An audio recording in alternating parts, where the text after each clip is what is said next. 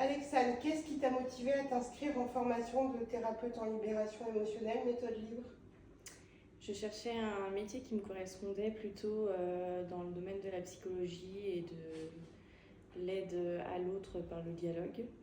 Et par le biais d'une personne, j'ai eu l'opportunité de découvrir cette formation. Et donc en 3 semaines de temps, j'étais inscrite, je me suis lancée, thérapeute en libération émotionnelle, ça me résonnait.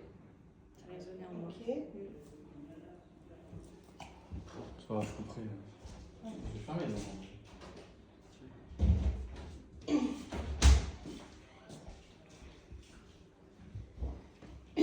Quels aspects spécifiques de la formation t'as le plus marqué ou aidé dans ta pratique ou ta future pratique?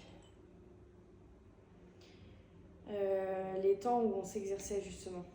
On prenait le rôle de thérapeute, qu'on s'exerçait avec les camarades sur des vraies demandes de préférence, pour pouvoir du coup développer mon propre vocabulaire, mes propres réflexes, et puis s'approprier vraiment la procédure, qui peut, quand c'est que théorique, ça peut parfois être dur à comprendre tant qu'on ne pratique pas en fait. Donc c'était plus la mise en pratique.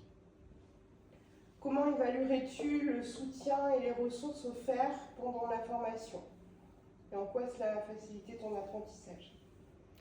On avait des espaces pour poser les questions qu'on voulait, que ce soit personnel, professionnel ou sur la méthode ou de supervision si on avait la chance de s'exercer à côté. Donc ça aidait pour la compréhension puisqu'on ne comprend pas tous les mêmes choses.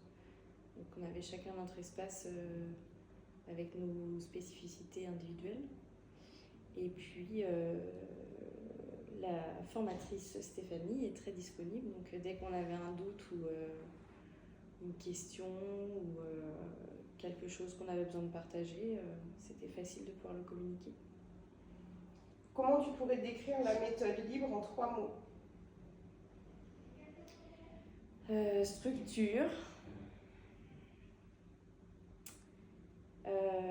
humanité et connexion, je triche un peu, mais connexion cœur à cœur.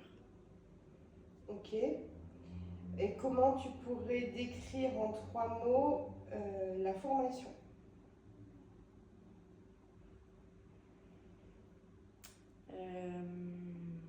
Je reprendrai le mot structure quand même, parce que ça permet de structurer le travail, mais aussi de se structurer soi. Ça nous apporte une organisation de nous et une clarté de nos pensées et de nos actions.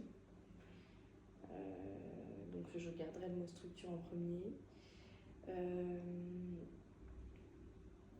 En deuxième, je mettrai rigueur, puisque chaque mot a son sens, a sa place, chaque étape est importante et il faut pas rater une étape, quoi.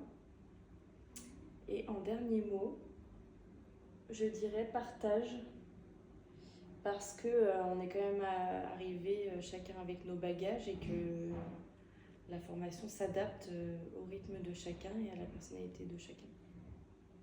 Ok, on est bon. Merci Alexandre.